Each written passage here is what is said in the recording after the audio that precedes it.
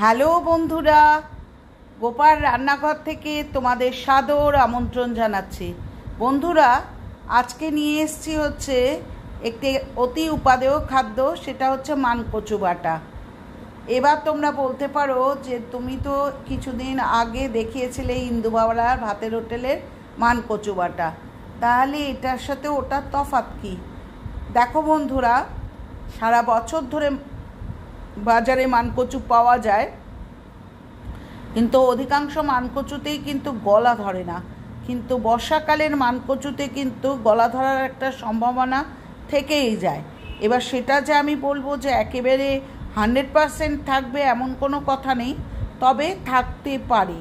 তাহলে সেক্ষেত্রে মানকচুটাকে কিন্তু একটু অন্যরকমভাবে বাটতে, একটু অন্যরকমভাবে মানকচু বাটাটাকে বেটে খেতে হবে, ঠিক আছে? তো তার জন্যে কি করছি বা কিভাবে করছি মানকচুটা, সেটা তোমরা দেখে নিতে পারো। তো আমি বাজার থেকে 1/2 কিলো মানকচু নিয়ে এসেছি। যে পদ্ধতিতে করলে তোমাদের একদম গলা ধরবে না আমি সেটা দেখিয়ে দিচ্ছি। যে এবং মানকচু বাটাটা কিন্তু সবসময় একটু স্মুথ হওয়া দরকার, অর্থাৎ খুব মসৃণ না হলে খসখসে মানকচু বাটা দিয়ে ভাত খেতে ইচ্ছা করে না। তো এর জন্যে প্রথমে আমি 1/2 কিলো মানকচু বাজার থেকে কিনে নিয়ে এসেছি, ঠিক আছে? এগুলো জলা কচু হলে তো গলাও ধরার চান্স থাকে, কিন্তু সেক্ষেত্রে কিছুই হবে না যদি এভাবে করো। বাইরের যে আউটার লেয়ার বা বাইরের যে খোসাটা রয়েছে সেই অংশটা বেশ মোটা করে বা পুরু করে কিন্তু কেটে বাদ দিয়ে দাও, ঠিক আছে? অল্প করে কাটবে না, মোটা করে পুরু করে কেটে বাদ দিয়ে দাও। আর কালো যে অংশটাই থাকবে সেটা বাদ দিয়ে দাও। দিলে দেখো পরিষ্কার মানকচু বাটা হলো। এবার এটা কিন্তু আমি গ্রেটারে, বড় সাইডটা দিয়েই হোক বা ছোটো সাইডটা দিয়েই হোক না কেন, আমি কুড়িয়ে নিলাম সুবিধার জন্যে, আর কোনো কারণ নেই। দেখেছো, কুড়িয়ে নিয়েছি, নুন নিয়েছি, চিনি নিয়েছি, নারকোলের মানে কাঁচা নারকোল নিয়েছি, সর্ষে বাটা নিয়েছি এবং 6টা থেকে 7টা কাঁচা লঙ্কা নিয়েছি। এবার যে ইয়েটা মানকচুটাকে আমি কুড়িয়ে রেখেছি সেটাকে শুধু সেটাকে, এর সাথে কোনো কাঁচা লঙ্কা না, কোনো নুন না, কিচ্ছু না, শুধু মানকচুটাকে মিক্সিতে বেটে দেখো বাটাটাকে কিন্তু আমি নিয়ে এসে একটা সাদা ফটফটে কাপড়ের মধ্যে কিন্তু ভালো করে জলটাকে কিন্তু ঝেড়ে নেব। অর্থাৎ দেখতে পাচ্ছ দুধের মতো জলটা পড়ছে, এইভাবে কিন্তু গোটা মানকচুটাকে কিন্তু আমি জলবিহীন করে দিলাম। এটাতেই তো ইয়েটা লাগে, গলাটা চুলকায়। এবার আমি সমস্ত জিনিসটাকে কিন্তু আলাদা শিলনোড়ায় বাটতে নিয়ে গেলাম, অর্থাৎ নারকোল, কাঁচা লঙ্কা, চিনি এবং নুনকে কিন্তু শিলনোড়াতে বেটে নিয়ে আসলাম। বেটে নিয়ে এসে আমি কিন্তু দেখো এই যে সর্ষে বাটাটা আছে সেটাকে সাথে দিয়ে দেখতে পাচ্ছ কি সুন্দরভাবে মেখে নিচ্ছি। মাখা কমপ্লিট।